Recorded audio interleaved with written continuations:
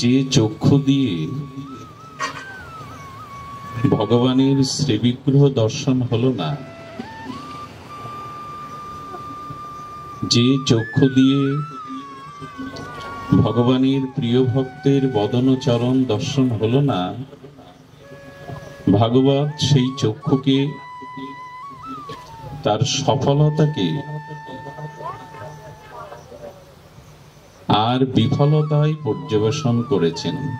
তার চক্ষু ধারণ, তার চক্ষু দৃষ্টি পাওয়া বৃথা। যিনি এই চক্ষু দৃষ্টিশক্তি পেয়েও অনুরাগ ভরে ভগবানের বিগ্রহ, বিশেষত ভগবানের ভক্তের চরণ বদন দর্শন করলেন না, তার চোখের কোনো সফলতাই নাই।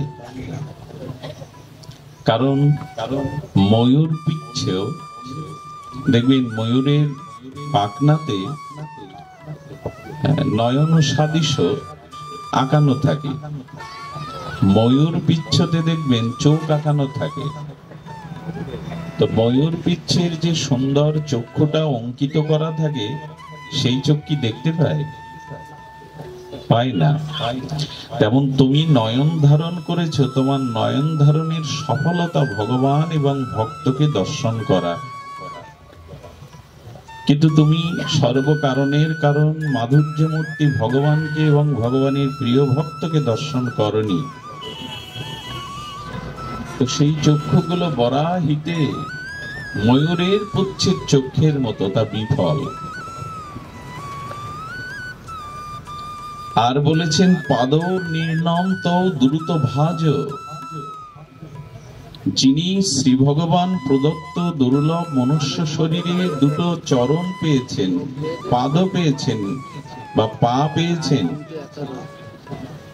যদি সেই চরণ দুখানা পেয়েও, সুদুর্লভ মনুষ্য জন্ম পেয়েও সেই চরণের দ্বারা, সেই পদের দ্বারা তিনি ভগবানের ধামে, ভগবানের শ্রীনিকেতনে, ভগবানের গুণকীর্তনে, হরিকথা সান্নিধ্যে যদি পায়ে হেঁটে না যান, তবে তার পদ ধারণ করা, বা ইকোটা বন্ধ করে দাও তো, ইকোটা বন্ধ করো, তার চরণ ধারণ করা বিফল।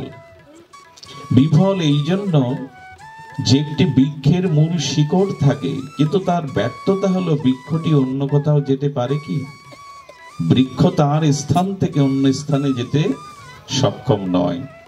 তো তুমি মনুষ্য জন্ম পেয়েও, দুটো চরণ পেয়েও, দুটো পাদ পেয়েও, যদি শ্রী ভগবানের শ্রীনিকেতনে, শ্রীধামে, তীর্থক্ষেত্রে অথবা সাধু সঙ্গ মিলিত হয়ে যেখানে হরিকথা শ্রবণ কীর্তন হচ্ছে, সেই সাধু সঙ্গে না যাও, তবে তোমার চরণ ধারণ করাই বৃথা, এবং সেটি বৃক্ষের মূল শিকড়ের মতো, বৃক্ষের গুড়ির মতো, যায় এক স্থান থেকে আরেক স্থানে যেতে পারে না। এই জন্য সেই মানুষের চরণ ধারণ করা জীবনে সার্থক হয়েছে, যিনি চরণ বা তার পা দিয়ে তিনি পদব্রজে ভগবত ধামে, ভগবত আনন্দ নিকেতনে সাধু সঙ্গে যান। এই জন্য বললেন পাদ নির্ণান্ত দ্রুত জন্ম ভাজ ক্ষেত্রানি নানব ব্রজত হরৌষ, বৃথা। তার চরণ ধারণ করা একমাত্র বৃথা। এই জন্য শাস্ত্র বলেছেন এই শরীরের প্রত্যেকটি ইন্দ্রিয়গুলিকে আর ভগবত অভিমুখী করো, এটাই ভজন, এটাই ভক্তি। সর্বে ইন্দ্রিয় কৃষ্ণ অনুশীলনম। কর্ণ দিয়ে হরির নামামৃত, হরির কথামৃত এটি শ্রবণ করো। আন কথা শুনে কোনো মঙ্গল নাই। আন কথা, বিষয় কথা শুনে তোমার জীবনে কোনো মঙ্গল আসবে না, অমঙ্গলই সূচনা হবে। নাসিকা দিয়ে শ্রীমন্দিরে ভগবানের দিব্য সেই নির্মাল্য আরতির সুগন্ধ নাও, ধূপদীপের গন্ধ নাও, তুলসী চন্দন চর্চিত গোবিন্দের চরণের প্রসাদী গন্ধ নাও, সাধু সঙ্গের গায়ের বাতাসটা নাও, তবেই তো নাসিকা দ্বারা ভক্তি প্রবেশ করবে। কর্ণকে হরি কথা শোনাও, জিহ্বাকে ভগবানের দিব্য প্রসাদ আদি দাও, চরণামৃত দাও, হরি নাম দাও। এগুলি তোমার জীবনের সফলতা, সার্থকতা। যে বক্ষ কখনো বিশুদ্ধ ভক্তকে আলিঙ্গন করেনি, সেই বক্ষটা দেয়ালের মতো। ঘরের একটা দেয়াল সামনের দেয়ালের সাথে মিলতে পারে না, সে দেয়ালের মতো খাড়া দাঁড়িয়েই থাকে। যদি মস্তক পেয়ে থাকো উত্তম অঙ্গ, তবে সবার মধ্যে ভগবান আছেন। সাধুগুরু বৈষ্ণবকে দেখে মাথাটা নত করো। জগৎ নিবাস প্রণামে। এই জগৎটার প্রত্যেক জীবের মধ্যে ভগবান আছেন। প্রত্যেকটি জীবের হৃদয় ভগবানের দিব্য মন্দির, এই অনুভব করে তুমি তোমার মাথাটা নত করো। কিন্তু না, জীবনটা এইভাবে, ইন্দ্রিয়গুলি এইভাবে ভগবানের অনুশীলন করেনি বলেই আমাদের জীবনে ভক্তির সূচনা হয়নি। আর ভজন বা ভক্তির সূচনা না হলে কখনো মঙ্গল সূচনা হবে না, আমাদের জীবনের কল্যাণ ও সূচনায় হবে না। এই জন্য ভাগবত নিবেদন করছেন, সর্ব ইন্দ্রিয় দিয়ে ভগবানের অনুশীলন করো। ইন্দ্রিয়গুলি পেয়েছ ভোগের জন্য নয়, ইন্দ্রিয়টা তোমার ভোগ্য পদার্থের জন্য শুধু নয়। এই ইন্দ্রিয়গুলি দিয়ে ভগবানের আনুকূল্য সেবা করলে এটাই তোমার ভক্তি সূচিত হবে, ভক্তির ক্রম বিকাশ হবে এবং মনুষ্য জীবনের সফলতা তুমি প্রাপ্ত হতে পারবে। আসুন আমরা আমাদের ইন্দ্রিয়গুলিকে ভগবত অনুশীলনময় করে তুলি। ভক্তি আর কিছু না, ভজন অন্য কিছু না। আমাদের জীবন, আমাদের প্রতিটি ইন্দ্রিয় যেন ভগবত অনুশীলনমুখী হয়, ভজনমুখী হয়। এটাই এই শ্লোকের তাৎপর্য। ভাগবতে ছিল শুকমুনি পরমহংস কুলতিলক এভাবেই সূচনা করেছেন আমাদের জীবনের সফলতার গাথা। সদী ভক্তগণ, দেবর্ষিপাদ নারদের একটি অভিশাপ ছিল, আপনারা জানেন। সেটি হলো যে ভগবানের প্রেরণায় ব্রহ্মা যখন মানব সৃষ্টি করেছিলেন, জগৎ সৃষ্টির প্রথম শুরুর দিকে তিনি তার সমস্ত সন্তানদের, মানব সন্তানদের সৃষ্টি করে তারা তপস্যার জন্য, সৃষ্টির পরের তারা তপস্যার জন্য তপবনে যেতেন, জঙ্গলে যেতেন।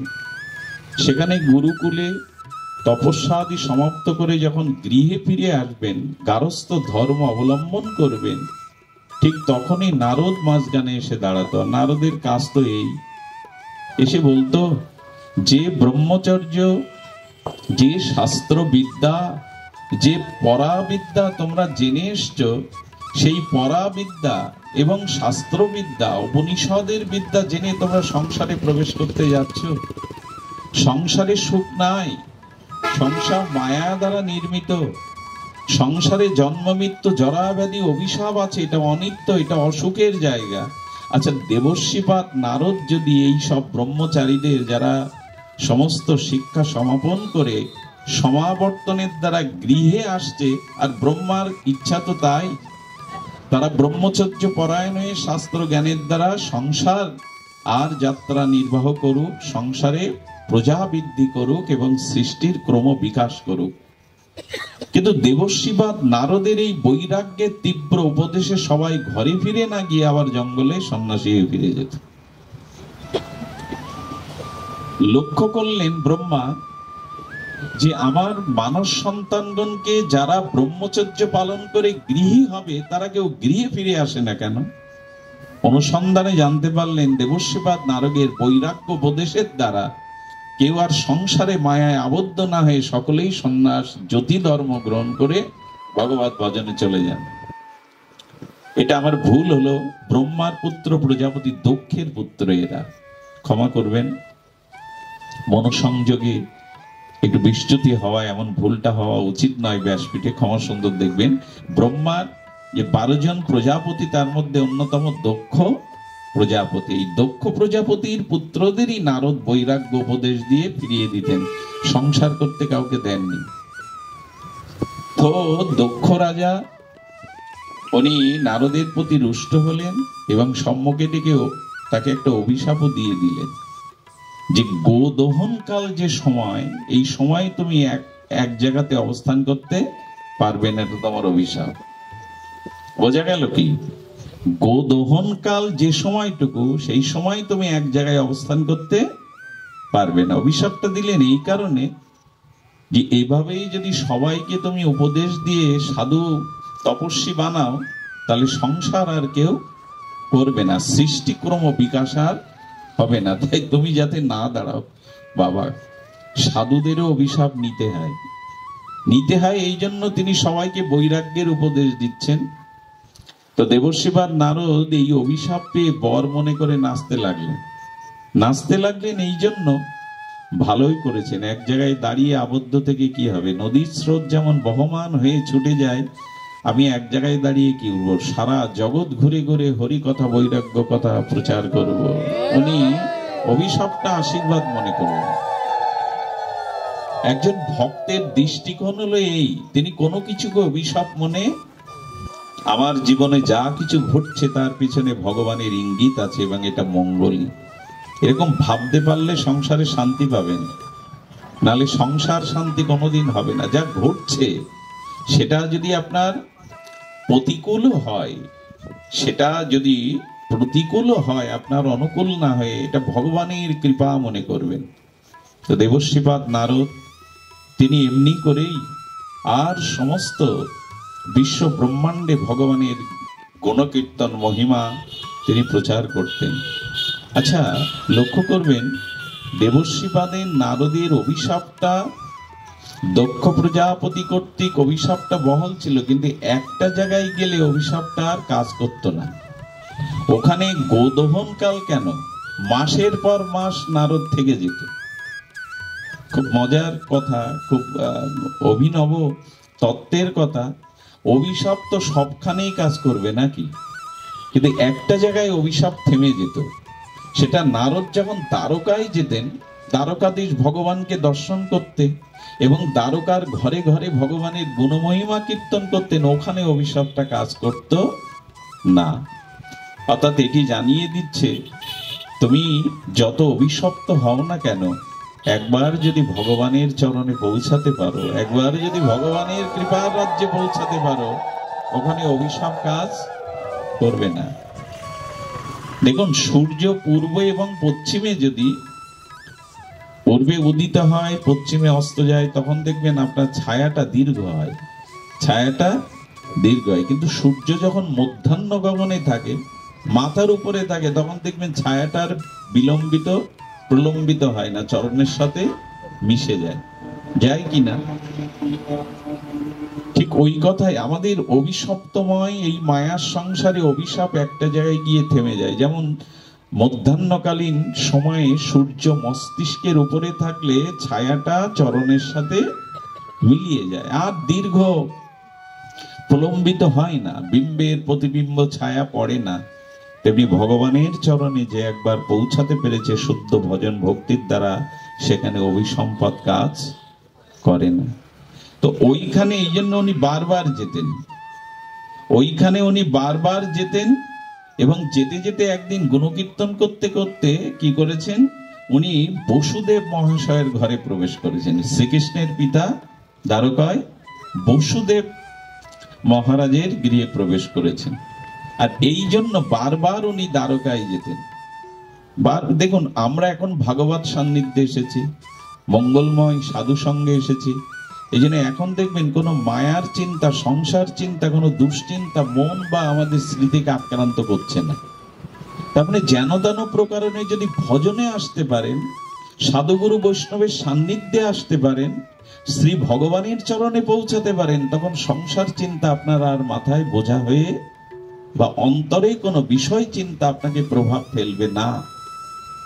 তো বসুদেব মহাশয়ের গৃহে দেবর্ষী নারদ গেলে দেবর্ষী নারদকে কে না সম্মান করে। তো বসুদেব তাকে অভিনন্দন জানালেন, বরণ করে নিলেন, নিয়ে প্রশ্ন করলেন। ভাগবত ধর্মের মহিমা সম্পর্কে একটা প্রশ্ন এসেছিল। প্রশ্নটা এভাবে করছেন, জান শ্রুতা শ্রদ্ধায়ামত্ত মুষ্টাতে সার্বত ভয়াত। সাধু দেখলে কি প্রশ্ন করতে হয়, এটাও শ্রীগুরু বিদ্যার কাছ থেকে, শাস্ত্রের কাছে জানতে হয়। বাবা, শরীর ভালো যাচ্ছে না, বাবা ব্যবসায় লস হয়ে যাচ্ছে, ঘের এবছর ভালো না, এই সব কথা গুরুদেবকে সাধুকে কেন বলবেন আপনি?